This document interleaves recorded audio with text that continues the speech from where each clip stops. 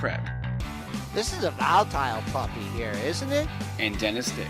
I'm bidding a penny. I will buy the stock for a penny. With everything you need to start your trading day.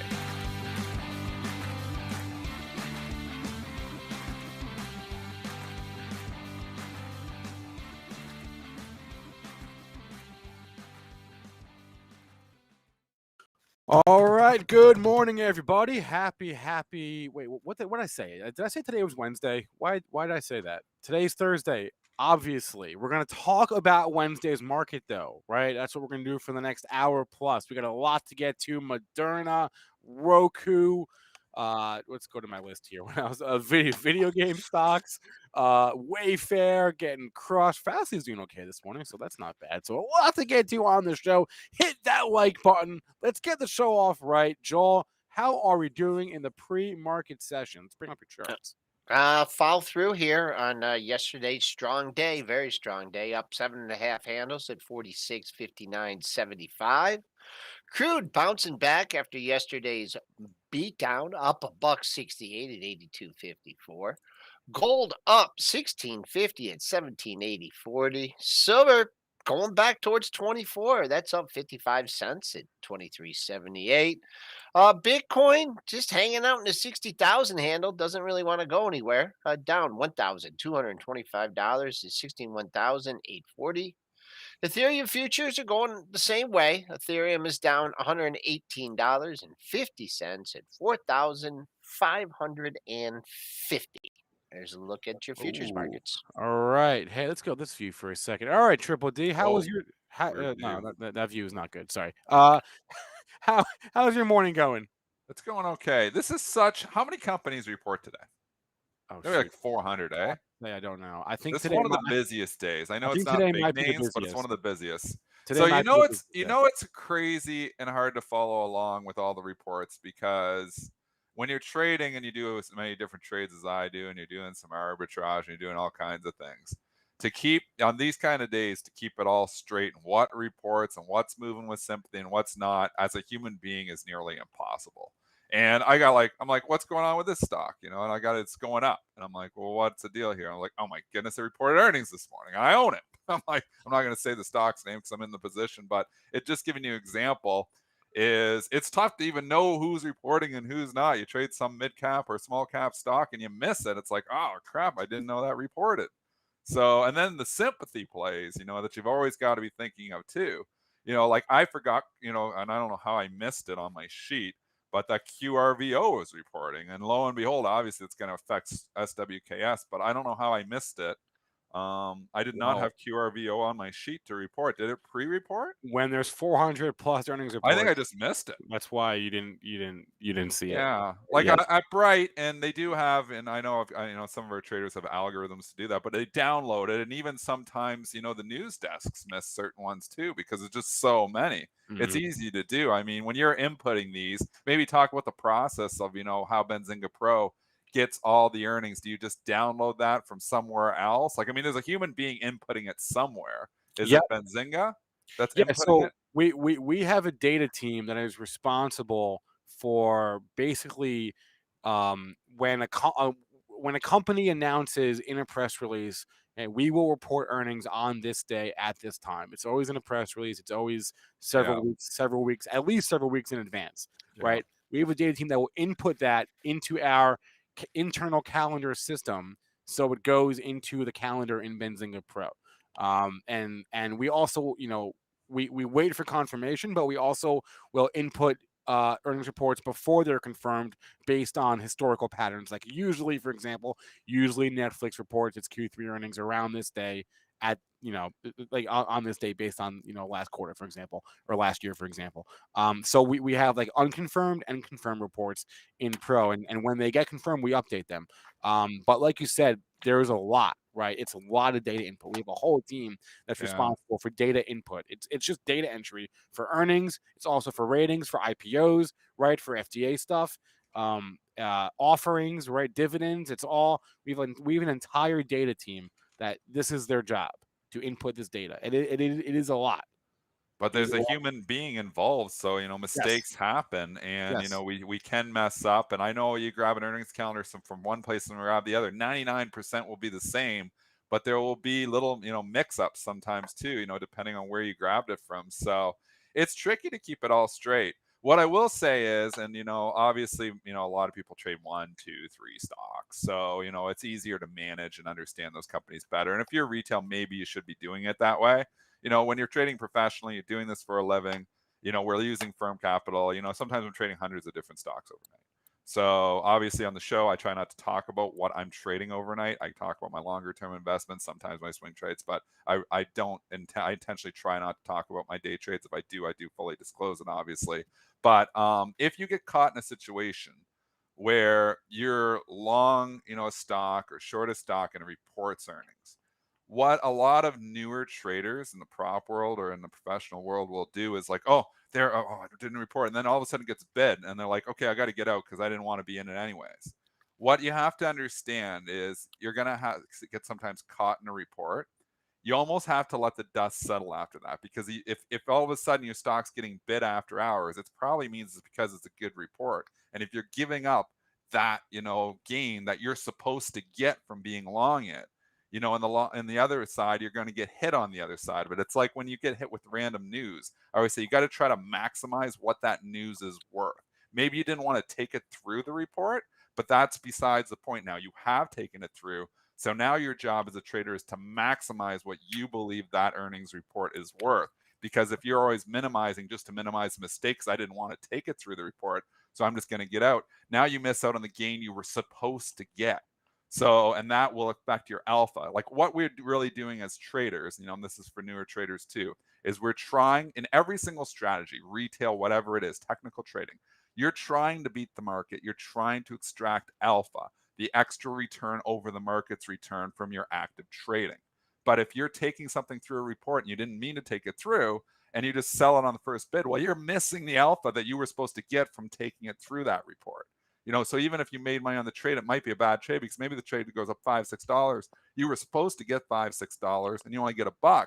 Then on the next time you accidentally take something through, it's working against you, but you're like, well, I don't want to lose more than that. And that's where you'll throw out, all those edges that you have. So all I'm saying is that when you do take something through a report, you need to try to maximize what you're going to get from that earnings report. If that makes sense. Maybe I'm talking to everybody's head. No, you're trying not. to simplify it though. No. So and that's what I do. And I often get stuck taking through stocks report on a trading basis. Maybe I was trading it, maybe I missed it. Maybe I intentionally took it through. Sometimes I will if I've got a bias. A lot of times though, I'm just like trading something after hours. And I'm like, I think I can get out of this 4 more hours before it reports. And then I just can't get out. So because you know how I love to extract the alpha of being, positive into an event. And sometimes there's good positivity after hours, but you don't have the regular session coming before the report. So sometimes I actually get stuck in something, overnight that reports. And, then it's about maximizing. It's a whole different strategy. It's like, okay, it's reported. If it reports in the morning, I don't even want to have an order out there because I don't want to get picked off. What a lot of people make a mistake too is stock's going to report, well, I just want to sell 41. It's 40 and a half. I'm going to throw out 41. We get picked off at 41 by the news hour because of a really good report. Now it's at 43, 44, and you're missing out on all that extra gain that you were supposed to get. And in the chat's making a great point because this is how this whole started is sympathy plays, right? That's kind of how this conversation started. You can get lost in them. I mean, right now when there's 300-400 companies reporting, it's like, okay, I've got Skyworks reporting tonight. So for example, I had SWKS, reporting tonight saying, okay, well, usually, how I like to be, I've given the strategy out long times on the show. I like to be long stocks ahead of their reports. I did not have SWKS, but I actually had it written down to have it because and for whatever reason, I just got lucky. I did not have it long, but QRVO reported and missed, and that is going to knock down SWKS. And for some reason, that's a big miss by me to not have SWKS on my list. So I don't know why I didn't have it there, but I didn't. But SWKS is trading down ahead of the report because QRVO was trading down. I want to down significantly. Yeah, I want to show some of the chats, and we get this question a lot. Like, how does Dennis find sympathy plays? Well, a lot of it's from his brain, right? But you don't have to be in Dennis's brain to find them. Let me just show this one thing. This is in Benzinga. Actually, let me start from scratch. This is Benzinga Pro. This is the home page. I'm going to follow you along too. Is it on the screen? Yes. Yep. Okay. I don't know why it's full screen. I can't take it off full screen, or maybe whatever.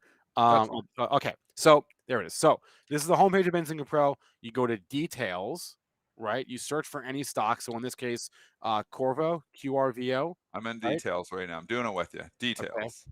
And then I just searched QRVO. That's what was on your mind this morning. Sure. Right? They had earnings. And then see how there's all these tabs. There's news, calendar, chart, and then there's peers. There's peers tab. Yeah. You can click on peers. There they are. And boom, there's Skyworks, there's Xilinx, there's Marvel, Taiwan Semi, right? And it's not a perfect list.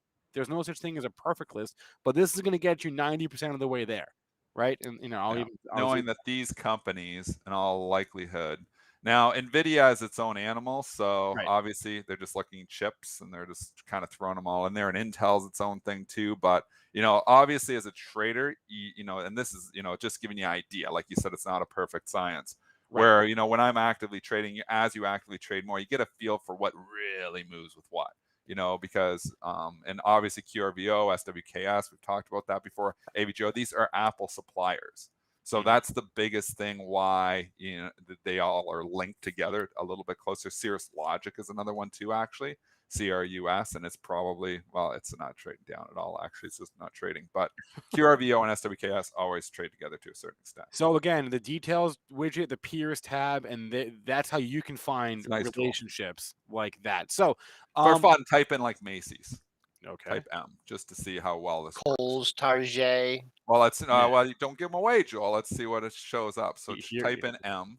Look at Joel. He predicted the future. I see Target. I see Kohl's. I see Dillard's, Nordstrom, Big Lots. Yeah, Big Lots. Kohl's, Dillard's, Nordstrom. Those are the big three that all move together. See, they got Target right up there, but Target moves with Walmart and Costco. It doesn't really move much with Macy's. A little bit, I mean, but it's more big box. But Kohl's, Dillard's, Nordstrom, they're all there. So it's up to you as a trader to learn what really moves closer with it. But this will give you an idea of what's moving in the sector. So I'll tell you right now, if you're trading peers and sympathy, Macy's, Kohl's, Dillard's, Nordstrom's all move together. DDS is a wild one. Beta a lot more. Yeah. So and Dillard's has the whole short squeeze aspect going on with it right now, which we saw with Reddit yesterday. A lot of things happening with Dillard's that are out of whack with maybe just trading peer with Macy's. Yep. And I'm putting the link. Someone is now asking about Benzinga Pro. I'll just put the link in the chat right there to the pricing page. There's different tiers, but again, free 2-week trial for everyone. Pro.benzinga.com. Let's go to the earnings here. Let's start with Moderna. This was a bit of a shocker, I gotta say, and I think Joel was surprised as well. We both are. So I'll give you the numbers. I'm not. Okay, fine. You're smarter than us. Your earnings per share, $7.70 versus a $9.07 estimate. There's the chart. Man, why is it like that? Revenue $5 billion versus $6.3 billion estimate. So they missed on the EPS. They missed on the revenue. Then they gave some COVID vaccine guidance. There's also a $1 billion buyback, but they gave some COVID vaccine guidance, and they're guiding to generate between $15 to $18 billion of revenue from their COVID vaccine versus a roughly $20 billion estimate. Why is their COVID vaccine manufacturing going to be between $5 and $3 billion? Between $3 and $5 billion less than the estimate, because they said we're gonna ship fewer vaccines. They actually lowered their outlook for the number of vaccines they're going to deliver from 800 million to 1 billion. That was their old range. The new range is 700 to 800 million. So they're going to deliver fewer vaccines this calendar year, or this fiscal year, I should say, this fiscal year. And that's the big thing this morning on Moderna. This is all just tied into the same trade that we have been talking about nonstop for weeks here now, and it's the fact that the stay-at-home trade in Moderna is part of the pandemic stay-at-home trade is getting hammered.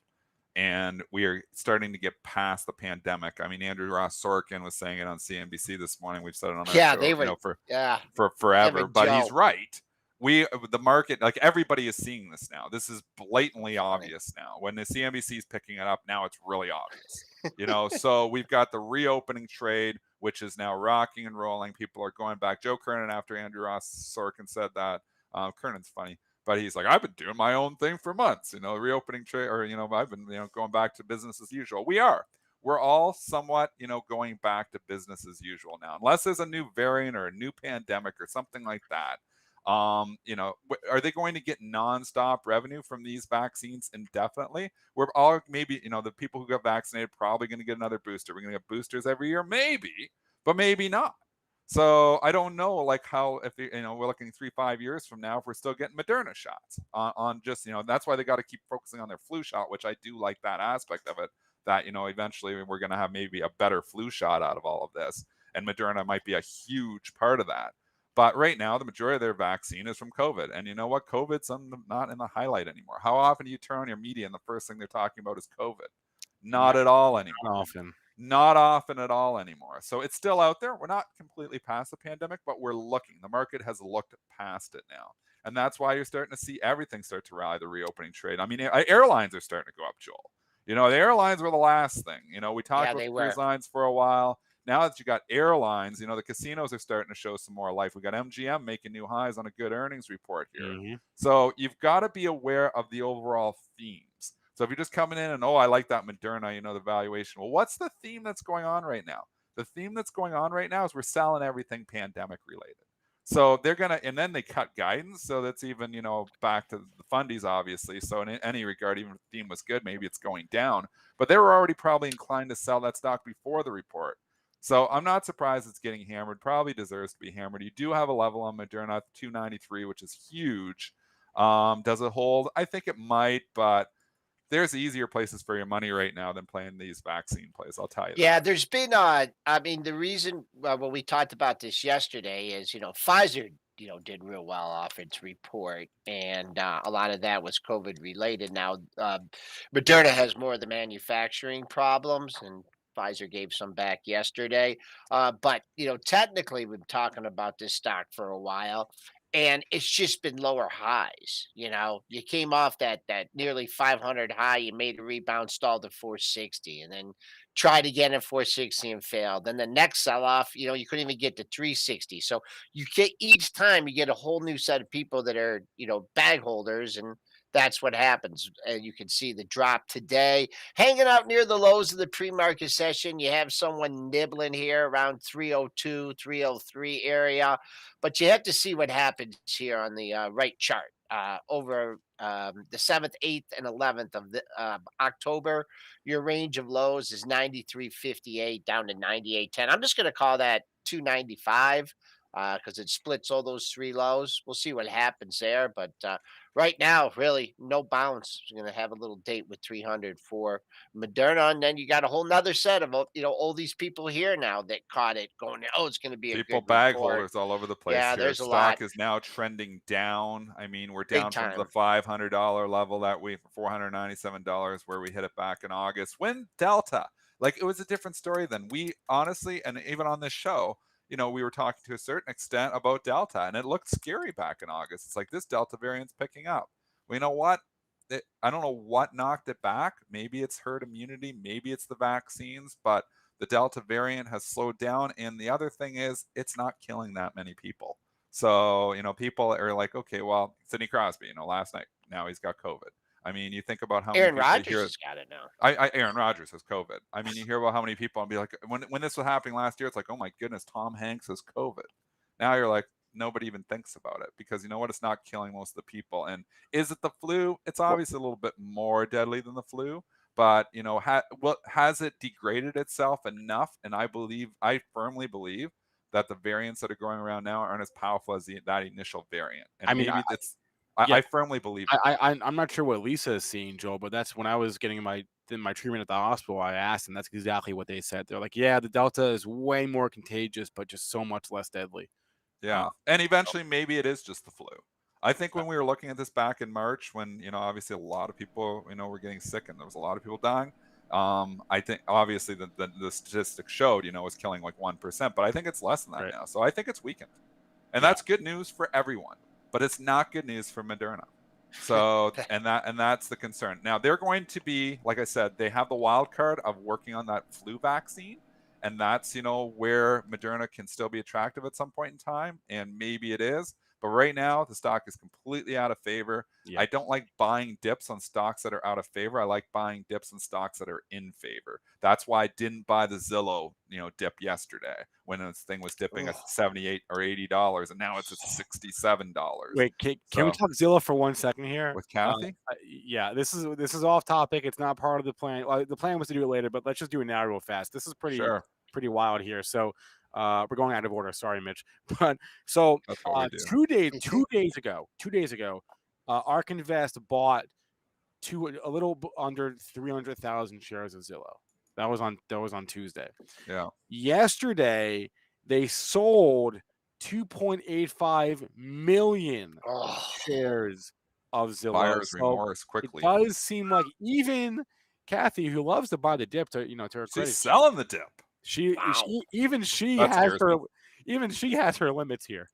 That scares me when Kathy. How often does Kathy come in and actually start cutting her losers? Not very often. She's one that adds to losers and never frown average down. She must listen to the show, Joel, like when you joke about that. But she is the best, like Kramer has called her, the best average downer in the history of average downers. She's cutting the loss in this. That is surprising, and that scares the hell out of me. I'll tell you that, because I know, I trade and I do some things, but Kathy, and they do their homework at ARK. They do their homework at ARK, and when they're cutting a loser on something, that's a scary thought. So I'm not 100% on Zillow. Obviously, the houses, they weren't good at flipping houses, which I still can't understand how they lose money flipping houses from 2020 to 2021 when the average house price was up like 25%. But they did. They managed to figure it out how to lose money somehow.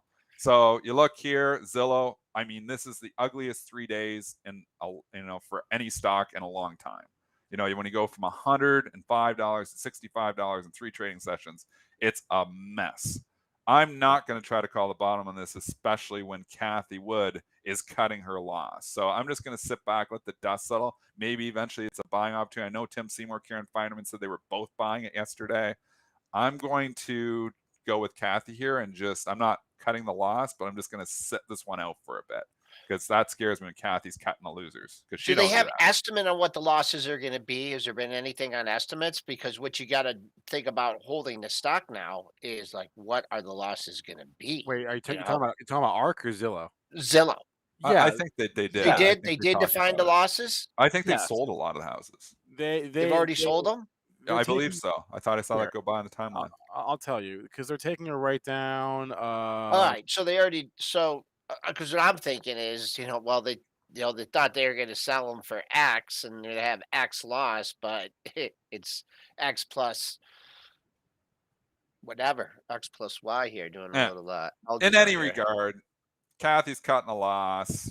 I think, we know that they're getting out of that business, so they're going to have a substantial loss from selling of those homes. They've got their other business, which is still okay, I think, but I think you got to let the dust settle here, because there's a lot of people who are bag holding this thing. I'll tell you that.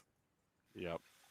Did somebody ask about Disney before we just take you away? I like to, address the chat questions, and the reason I'm jumping at this question is because I have thoughts on Disney here as well.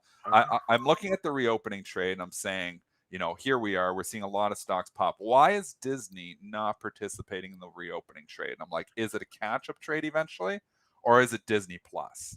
And I think this market is pricing in the fact that Disney Plus is not doing very well right now. I believe that. So how much of Disney, where it is right now, is been due to Disney Plus?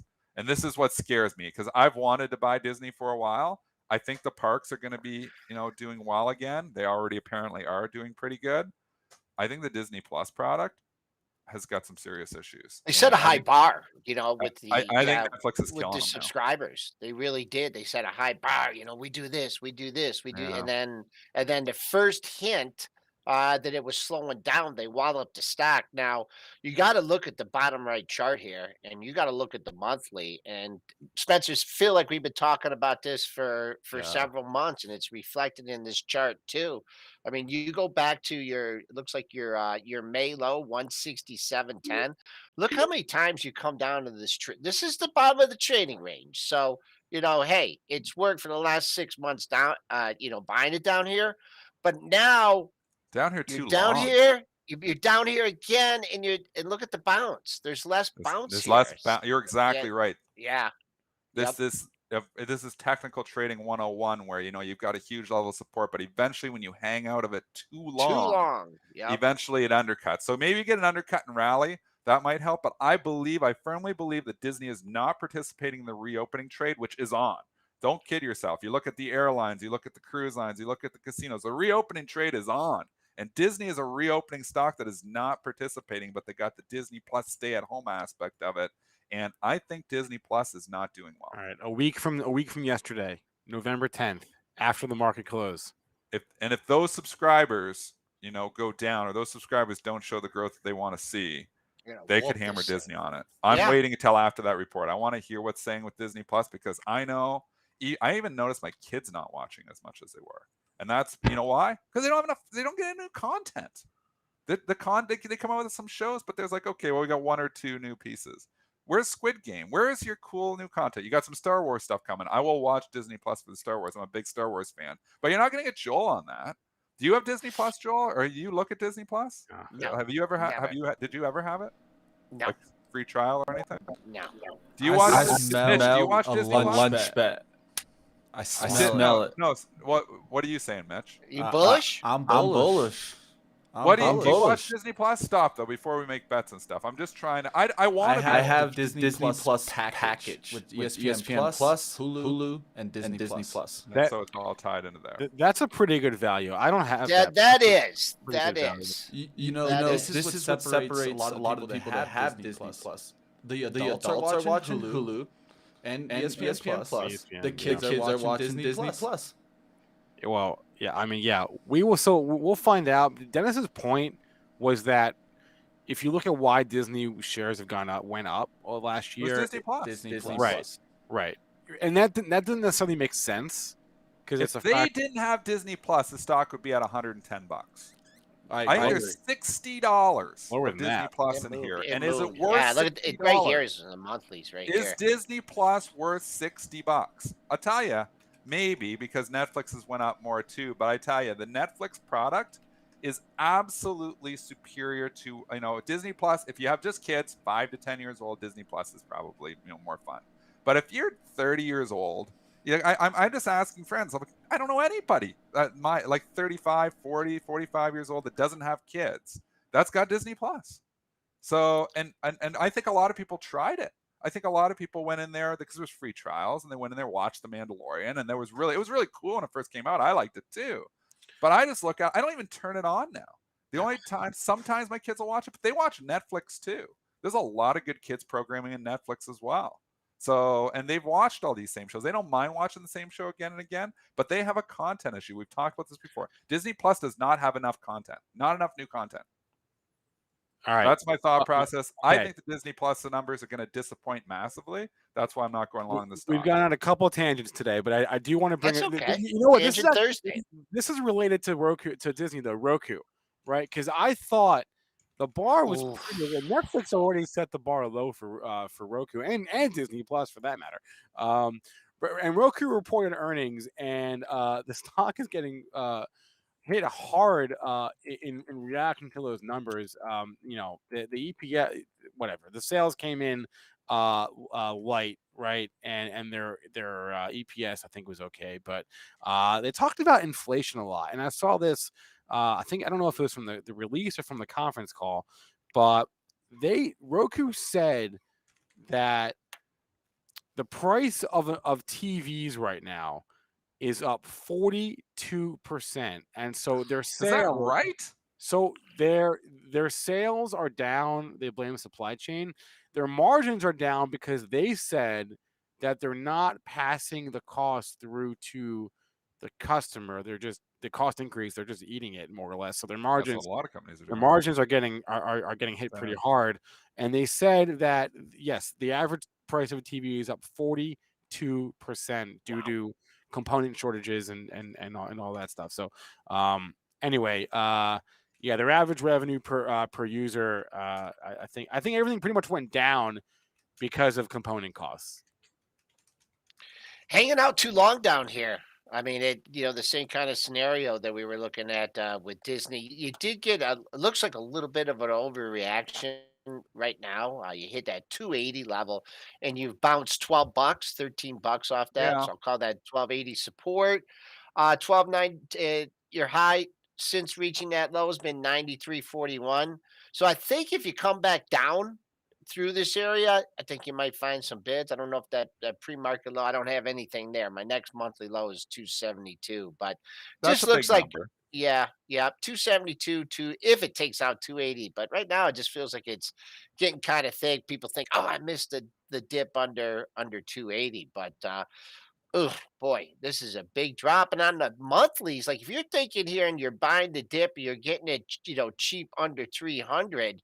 I mean, you're not. I mean, it started the year at it started the year at 332. I mean, there's potentially a lot more downside here for Roku. Well, and it's got a nosebleed valuation as well, and it's been firing on all cylinders because there's perfect environment for them. The stay-at-home trade. This is a stay-at-home trade, and stay-at-home trades Yeah, are out of favor. for sure. So just as we were repeating, what we just said and whatever stock, I don't even remember what we were talking about, but when you're looking at these trades, you got to kind of classify them. Is this reopening or stay-at-home? This is stay-at-home. People aren't staying at home as much. So, and even in the environment where we're killing it on the earnings. I'm not sure there's a lot of bag holders in here where I'm not sure it's rallying on a great report anyways. So I'm not buying the dip on stocks that are out of favor. The stock is clearly out of favor. It might bounce back. Is it oversold? Yeah, we get snapback rallies all the time, but I'd rather buy the dip on a stock that is in favor. Yeah. So right now I'm looking at, I'd be more buying dips on reopening stocks, not on stay-at-home stocks. So if you see a dip on a reopening stock, that's interesting. In the same vein of this is Wayfair, right? And it's the same kind of report, right? This is actually pretty stunning. If you look at the year-over-year numbers here, is pretty crazy. So year-over-year, Wayfair this past quarter reported their 14-cent earnings per share. Prior Q3 of last year, their EPS was $2.30. So year-over-year, they went from earnings per share of $2.30 to 14 cents. Sales came in light as well. Active customers only up 1.5% year over year to just below 30 million, and it's the same trade, same idea. Stay at home stock. Yeah, people shopping online from home. People want to get out there. They've been cooped up for a year and a half. People are going out. It's not when you look at Kohl's and Macy's rallying now, and you're starting to see there is clear reopening trade on. So here you are again. You're looking at Wayfair buying the dip on it. I'm like, I don't know, because I think we're into a reopening environment here right now. So the way I, approach my swing trades, even, not so much the long-term investing, but the way I approach my trading is what environment are we in? And you got to analyze that. And I believe we're in this full reopening trade. So then I'm not going to be buying stay-at-home stocks right now.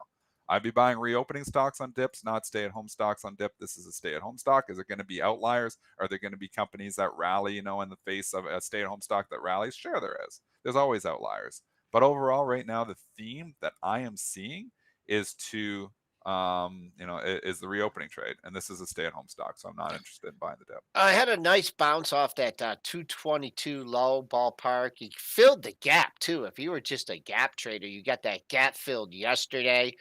And then they hit it hard down to 248. I'm looking at this 247, 248 area. Now, if you feel like this was a big move, you missed it, you want to get in, I think that's what I'd be looking at. But you bounce pretty good. You're only down 490. I don't know if you're going to get a look at that area, but see the 50% retracement of that move, and maybe you get down there again, down 490. So really still trading within yesterday's range.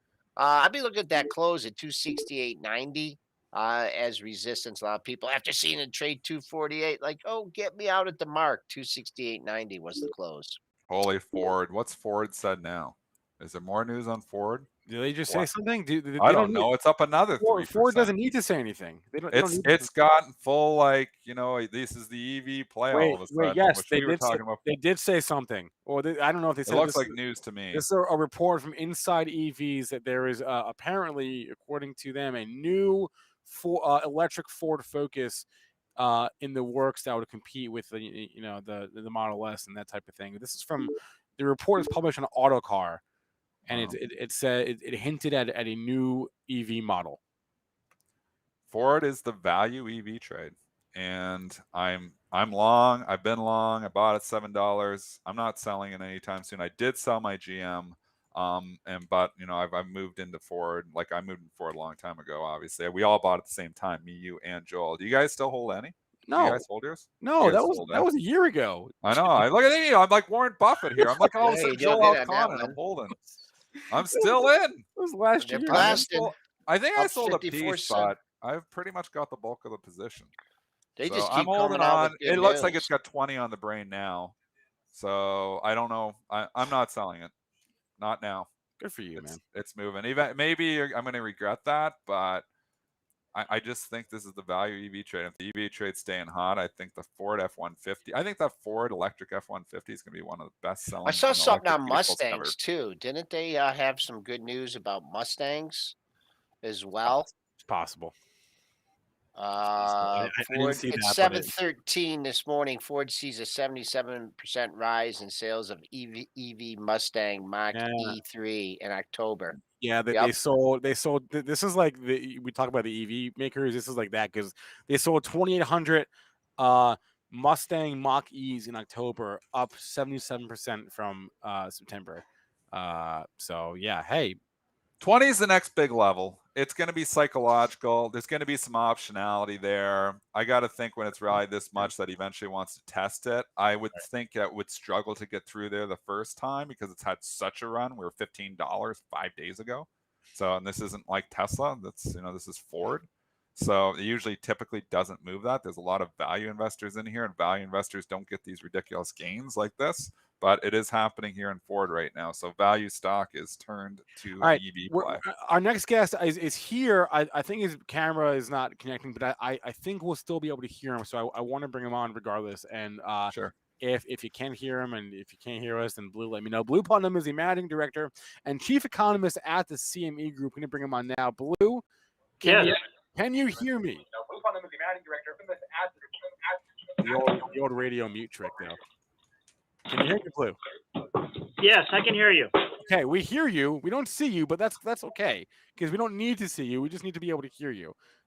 So we haven't talked yet today, really, that much about the Fed. We were saving the Fed talk for when you were on now. So let's get your reaction to what they said yesterday. Well, it was very interesting. A lot of people thought it was a dovish meeting. I didn't. Jay Powell told us what he had told us he was going to tell us, that the quantitative easing program, the asset purchase program, would start tapering right away, $15 billion a month coming down. That means the program ends around June of next year. That was all told to the market ahead of time. What he changed the criteria for raising rates. Previously, he had told us that he wanted to make sure that we were done with quantitative easing before thinking about the rate decision. Now he gave criteria. Want to get to full employment. Inflation is definitely staying over 2%. And so we have the door open for a much earlier interest rate increase than he had previously allowed. The other thing, just to remind people, is that he has not yet been reappointed as the Fed chair for the next year, and that's highly controversial. So, the Fed that made the guidance yesterday may not be the Fed that's going to make the rate decision anyway in 2022. All right, as if we needed another layer of complication here. So, where does that leave us with regards to the inflationary environment we're in right now? Because we know that they've sort of not quite made an about face, but they've sort of admitted, like, it's a bit more persistent than we thought it would be. So let's say nothing really changes on that front for the next, I don't know, a couple months. What avenue, what path forward does the Fed really have here to help us out of this? I don't know. Well, the Fed has shifted its views a little bit on inflation. They're much more careful with talking about transitory now. They're much willing to admit that the supply chain disruptions are going to last a long time. So they're clearly worried about inflation and thinking hard about it. The quandary for the Federal Reserve and other central banks is that their toolkit is not designed for supply side disruption. They're designed to control demand. So you put interest rates up a lot, you can slow down demand. Demand isn't really our problem. And you wouldn't want to cause a recession coming out of the pandemic anyway. So the more likely course of central banks is to think seriously about, just what it means to go to neutral. And of course, the definition of neutral is up for grabs, but it's probably something like a 2% federal funds rate and no asset purchases. So the Fed simply takes all its actions and says the economy no longer needs to be intensive care. In fact, we're releasing you from the hospital, and you're on your own, and we're in neutral. Blue, you mentioned being up for renomination for Jerome Powell. Yeah, I kind of thought that was a foregone conclusion that Pumpkin Powell was coming back. You seem to cast a little doubt on that. Well, it's not a foregone conclusion till it happens. And President Biden has delayed his choices on the Federal Reserve a little bit here. There's currently Janet Yellen's seat is open to be reappointed. Richard Clareda's seat matures, if you will, in January of 2022. So there'll be 2 open seats. And there are 3 open jobs that have to be filled by members of the Federal Reserve Board. That's the chair, vice chair, and vice chair for supervision.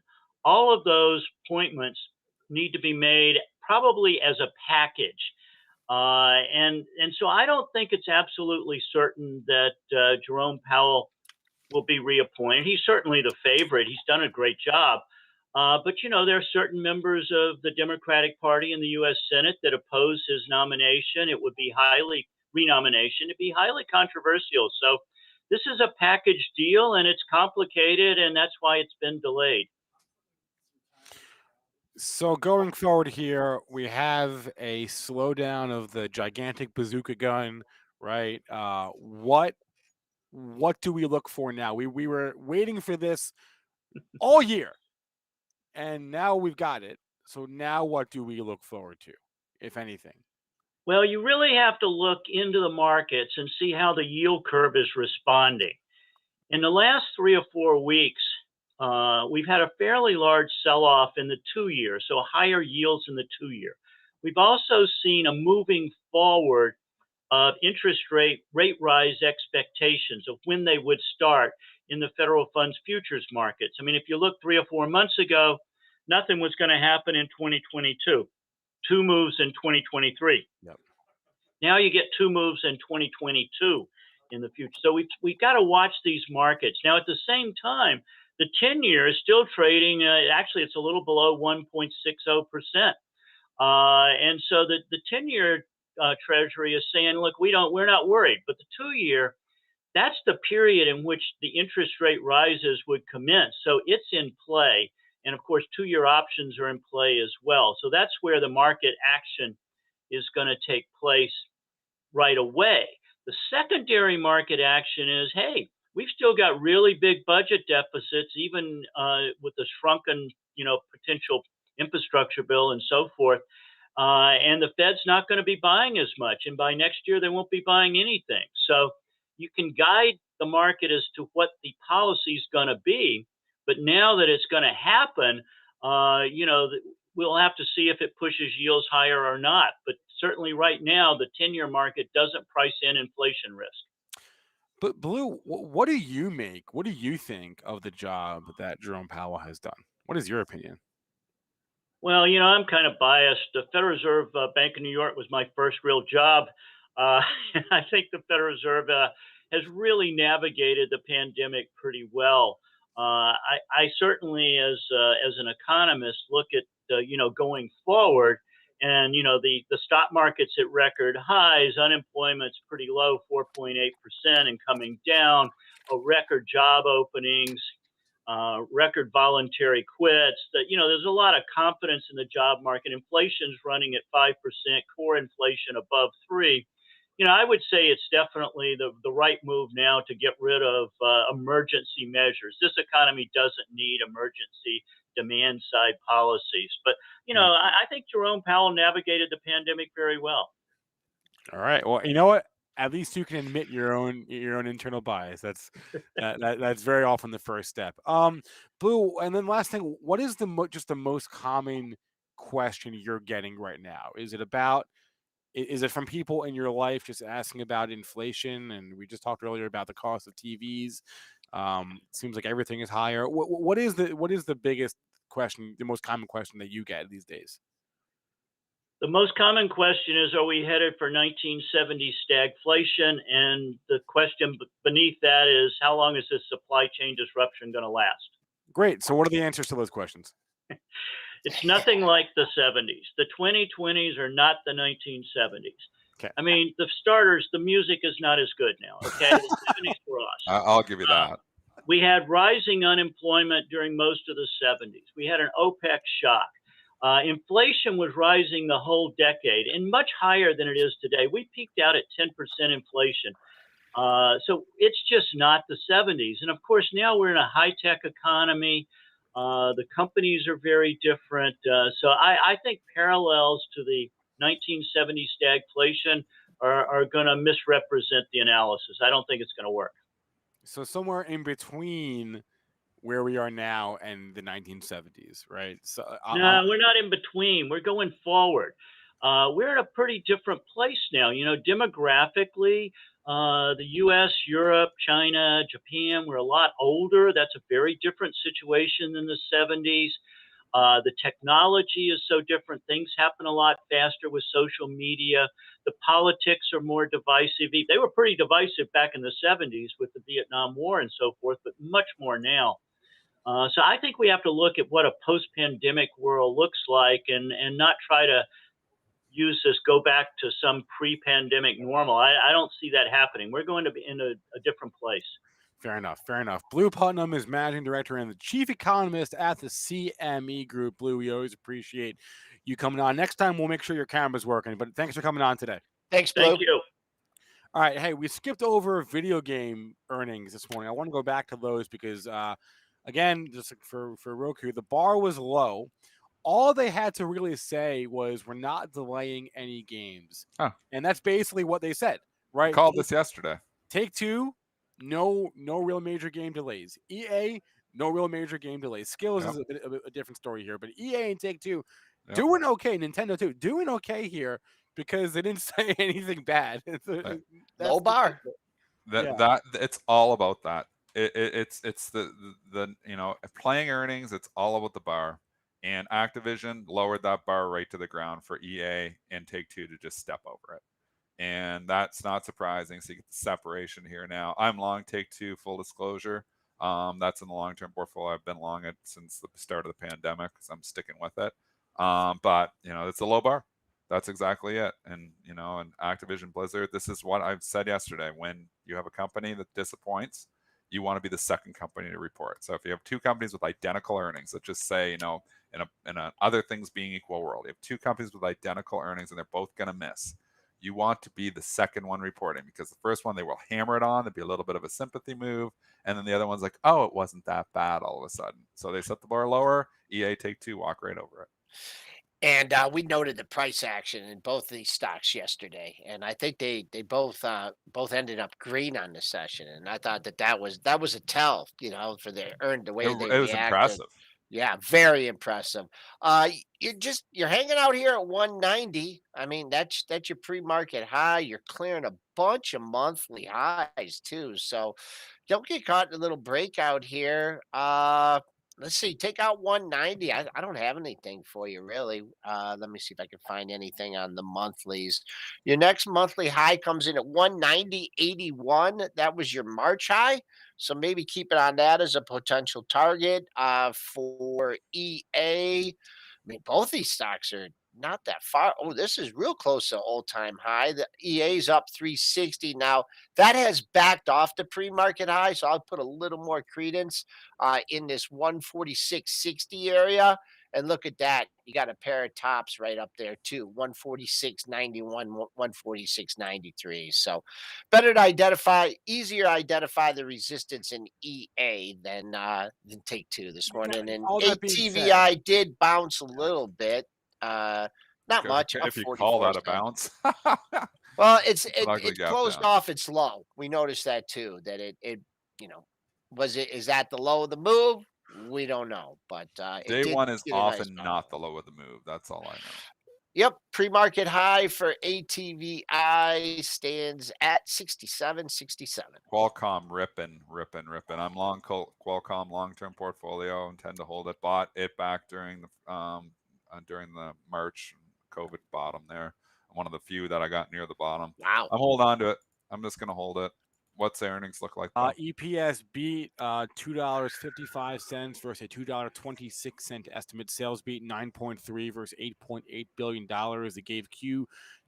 They gave a Q1 revenue guidance in the $10 billion range, and they gave a Q1 EPS guidance around $3 per share. And I had not actually looked at the stock this morning, so blasting off, up nearly $15. High of the pre-market session, not the all-time high though. Don't know if we're going to get there. On the monthlies, double top it, closer to 168. I think today, I don't know if you'll see that level, but right now it's bid, and they're just taking it up here, walking it up to see if there's anything at 154. But just keep an eye on that high 929. In 59 seconds and see if it just blasts through it. But good report for Qualcomm. Okay, well, let's do some ticker time. We'll have Peter Tuchman on in around 7 minutes, but let's take some tickers from the chat. No, there's obviously a lot of earnings that we didn't cover. I wanted to mention Skillz. Even though the bar was low, their EPS missed, their sales missed, so Skillz is getting punished. But moving against trend with Take Two and EA this morning here. But there was a lot of tickers. Had a big run. Yeah. Let me go here. Let's see. 50% in 3 weeks. Yeah. Skillz. Yeah, that's true. $11. Let's see. It did dip below 11, but a little bit of bounce, 11.42. But that 11, 3-4 lows in that area before it blasted at 13. Yep. Okay. We can look at Square since RN asked nicely. We can look at Square. I did see the headline in the last hour that the acquisition of Afterpay was approved. The 29th. Middle of nowhere. Yeah, I have no opinion on this. It's the middle of nowhere. Pair of highs, you want to see it clear these pair of highs at 262, and you don't want to see it take out the pair of lows at 248. A few people have mentioned Merck, which is trading higher. Did they say something about their pill? Yeah, it got approved in Britain, I think, or somewhere else. How much they're going to continue to milk this thing for, though? So I'm long Merck in the long-term portfolio. If I was in the short-term trading account, I'd sell it. So I'm talking against my long-term portfolio, not selling Merck. I've had it for like 15 years. I'm sticking with it. But if it was in the short-term trades, I mean, this has been a big move for Merck now. We were at $71 a month ago. Now you're 91. That's a huge, talking about 25% up move. I think all the good news, a lot of the good news is priced in. Could he eventually be a $100 stock? Yeah. But I think you're going to get a chance to buy Merck cheaper eventually. Sticking in the space, you want to look at Regeneron here? That's also blasting off. I sold my Regeneron. Yeah, I bought it horribly, and it's just come back too far. I still like Regeneron long term. I think I'm going to get it eventually cheaper. I think the time to sell the drug stocks is actually upon us. They've all had ridiculous runs. Like, this is just a huge move. Yeah. So it was a ridiculous sell-off, maybe Regeneron. They really hammered it on the Merck pill, and obviously, maybe that was overdone. But now, just as much as a ridiculous sell-off, it's been a ridiculous rally, getting back up to major resistance. I sold my Regeneron a couple days ago. So I do intend to eventually get back in there, though. I just bought it really bad, and I came all the way back in literally 3 weeks. It was too much too fast. Yeah, and their EPS blew it away this morning, and their sales crushed it as well. So that's why you're good getting news. that move. That's all good news. Yeah. But maybe this is like right back up near all-time highs. There's all kinds of resistance up here. This is just I think it's a sell. Okay. All right. Short term. 76, 76, 90. Well, 72.88. That's your next target, and 76.94. But be careful on this one. If you get the additional bump off the open and then comes back down, someone starts to ring the register in a $660 stock, those gains could erode very quickly. All right. Someone asked, what about Penn? They reported earnings about 2 hours ago now. Earnings per share down year over year. Sales beat the estimate. And then speaking of Penn, I did see that Fubo's sportsbook, their very first sportsbook, did go live today in Iowa. Wow, Fubo. Wow, that's Fubo? Been moving. Yeah. No, I'm looking at the chart. It's been moving. It's an impressive move. 34. 1 month from $22.34. It's up 50% last month. Anyway, their first sportsbook is live today, but we can look at Fubo and or Penn. I just wanted to bring that up because I saw the headline thing. I saw the Fubo thing this morning. My Penn's been crap. I'm long Penn. I bought it $76 a week and a half ago when it came back in and kind of consolidated. You see the little three bottoms. I thought maybe consolidation. I honestly bought Penn because I see it as a reopening trade too, and it hasn't participated. So they do have the sports betting part of it, but I see it kind of like casinos. I bought more Las Vegas Sands as well, which actually has been doing pretty good. My Penn has not. So I'm still sticking with it. I think, I put it in the longer term account because I wanted to rebuy it. I had scalped. I bought it at like 70. I sold at 84. I wanted to re-get the shares that I sold. So I rebought at 76. I obviously could have got it way cheaper today at 70. So kind of disappointed that I maybe jumped a little bit early. I still like the Penn story. Spiked down just under 68. That matched that low at 67.91. You got a couple buck bounce off it. 70 would be the good level for today, I think. I mean, we're trading down 213, 70, 56. You did have buyers, at least in the regular session, at 70. So we'll see. 56 cents away from that. Just touched 71. Let's see if this 70 can hold up when the liquidity comes in. For awareness, IBM is not down $5 this morning. It says it is, but it's not. They spun off a company, and if you had IBM shares, you're getting shares of that new company. The ticker is KD. Yeah. So just if you see that, you'd be like, "Whoa, $5!" No, don't worry, it's not. No, like IBM's adjusted close is 121.42. It's actually trading up $1. You will get for every 5 shares, or for every for every 5 shares you own of IBM, you get 1 share of KD. Yep. I should have sold that KD after the IPO there. Holy mackerel! What is the KD chart? I don't even have. No. That's not it. That's I don't know. That's not it. Traded. I don't think KD. No, Joel's charts. Joel's charts have not updated yet. That is not it. Kyndryl Holdings. That's not it. Okay. Yeah, it's Kyndryl Holdings, but I don't know. I actually don't even have a chart on this yet. I don't know what data the TradeStation is pulling, but I don't have a daily chart. I don't think it's right. Maybe has KD been trading? I didn't see it trading. I don't follow this story at all. I think this was the first day for it, though. Yeah, today is the first day for it. I don't know. I don't know. I don't know. Anyway, someone's asking about last one here: Lightspeed e-commerce, LSPD, Lightspeed point of sale. The point of sale systems at restaurants, earnings per share down year over year. Sales, actually, sales were up significantly. Down 19. They gave Q3 sales guidance around 140 million. And then guidance for the year around $530 million. And the stock is getting punished. That's a significant boom. Got some monthly lows to contend with here. I'll just give you potential support, 75.45. Haven't hit that yet in the pre-market. Pre-market low is 76.25. That's not a bad number. You bounce $4 off that.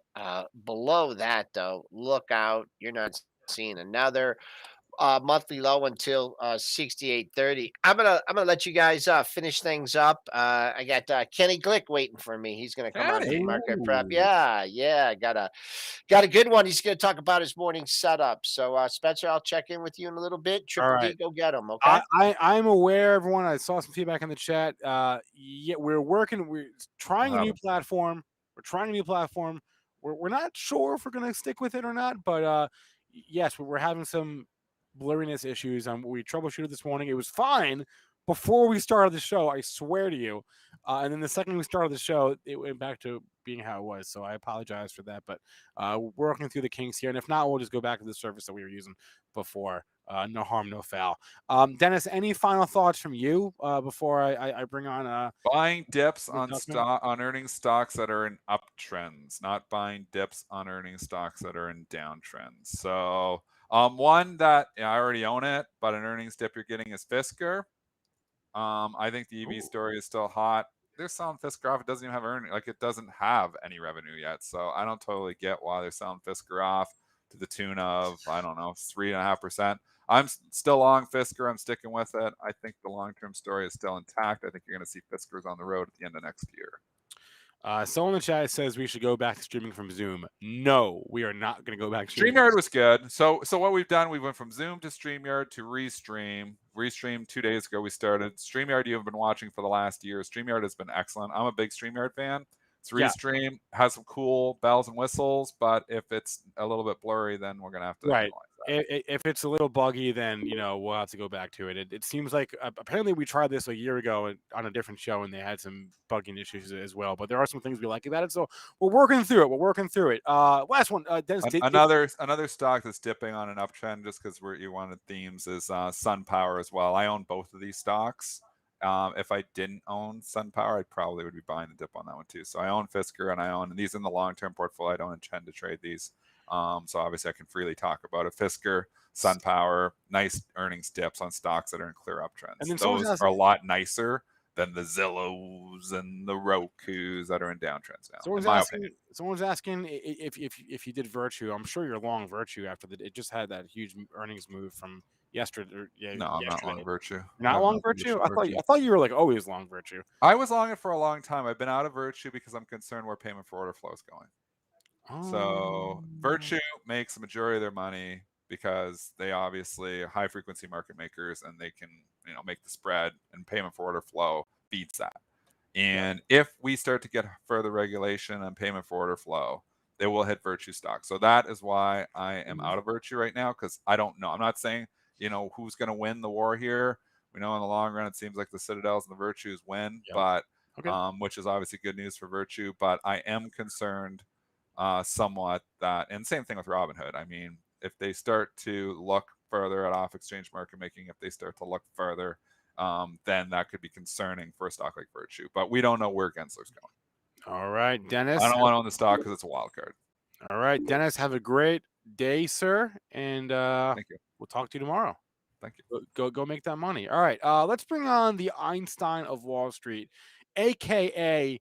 Peter Tuchman, live from his car on the side of the West Side Highway, I think. Peter. Yeah, let me get to a spot, Ben. Spencer, give me a sec. Where are you right now? I see you're downtown. I'm on the tip of Lower Manhattan. I'm sitting in a bus stop on the corner of Walk and Don't Walk, Spencer. Oh, jeez.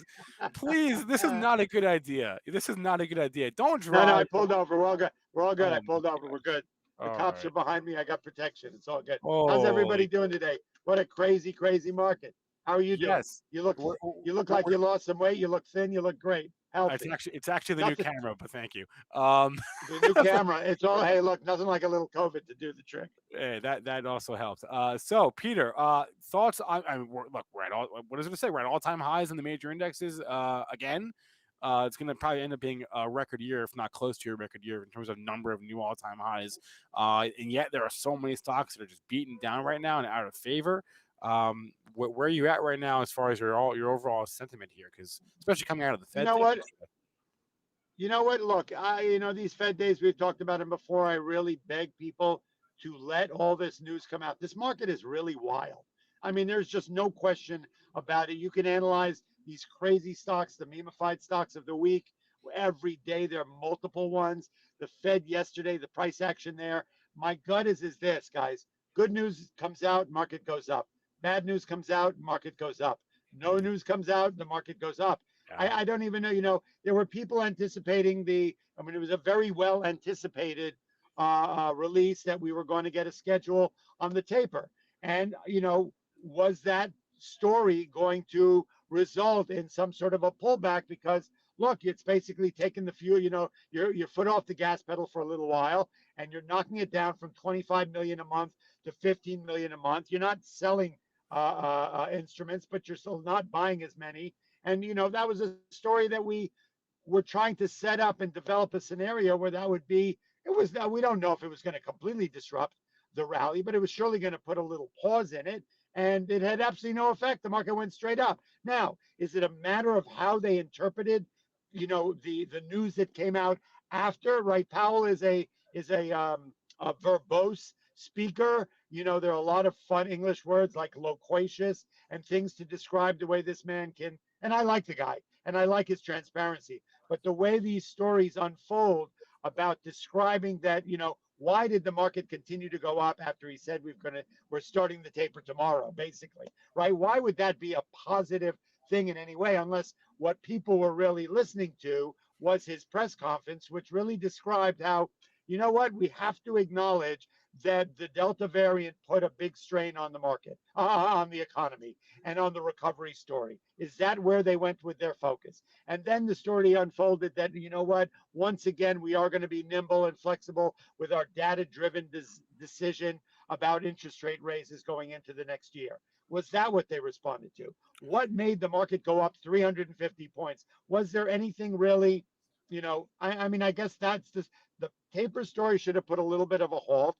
The Delta variant effect on the economy should have said, okay, well, then we're going to postpone further raising of interest rate. That would have been a positive thing. So I'm kind of baffled. It just feels like look, the market is being controlled by a small percentage of our economy. People who are struggling are not buying the S&P 500. Yeah. Let's be clear, right? So people who have been in the market and been making money in the market all year long are still in the market.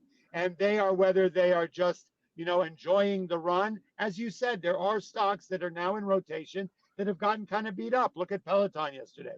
Look at some of these names that were, wonderful, and some of the tech names, wonderful catalysts to the rally throughout the COVID situation.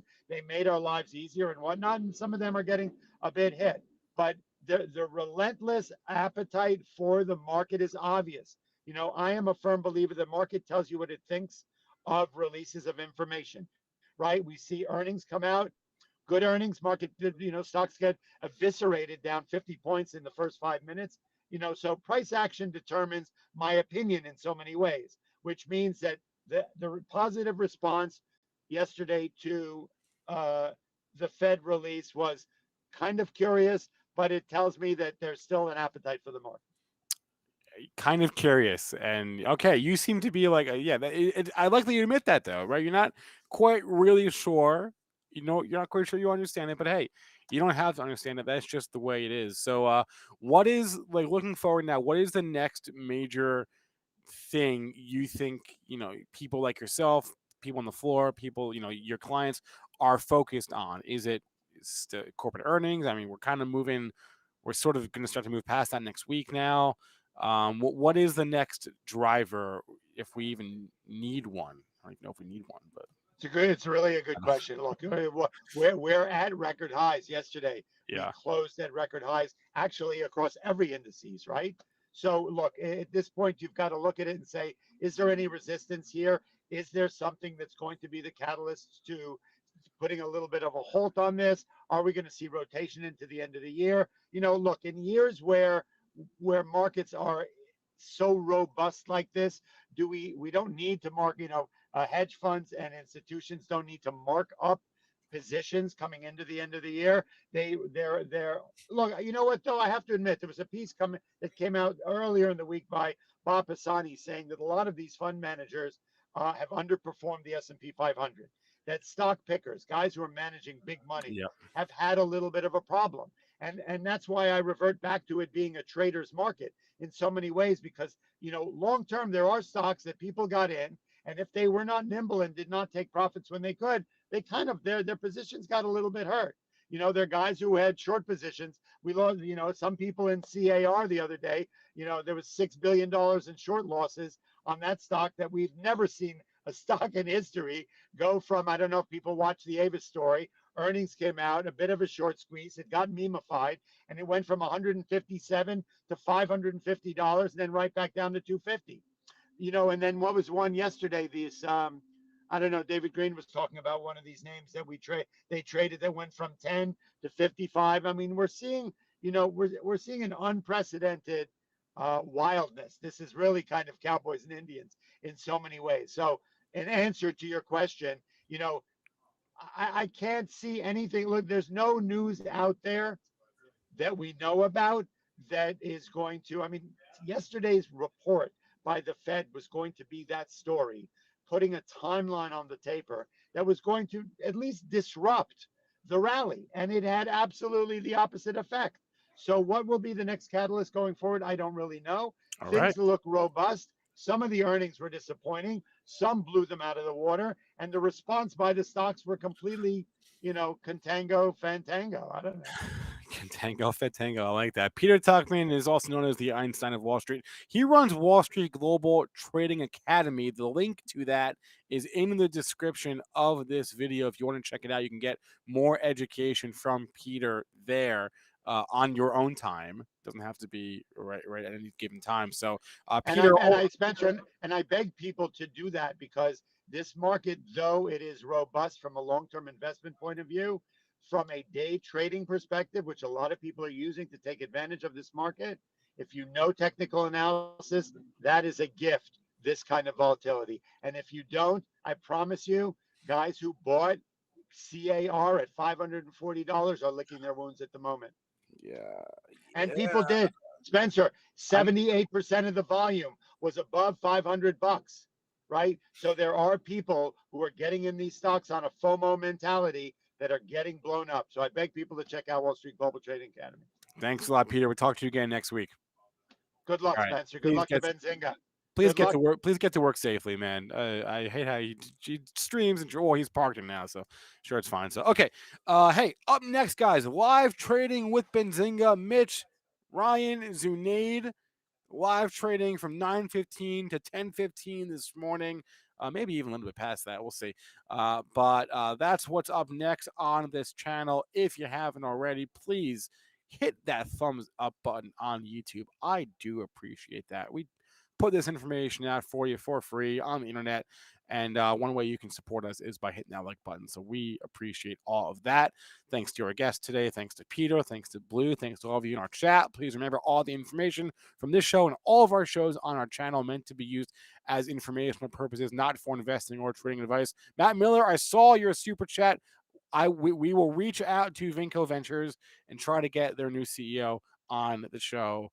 At some point here. I did see it. Yes, I saw you. Thanks for the reminder. Everyone, have a great rest of your day. We'll see you over on live trading coming up next. And good luck out there, and stay green and stay filled. And I'm gonna end the stream right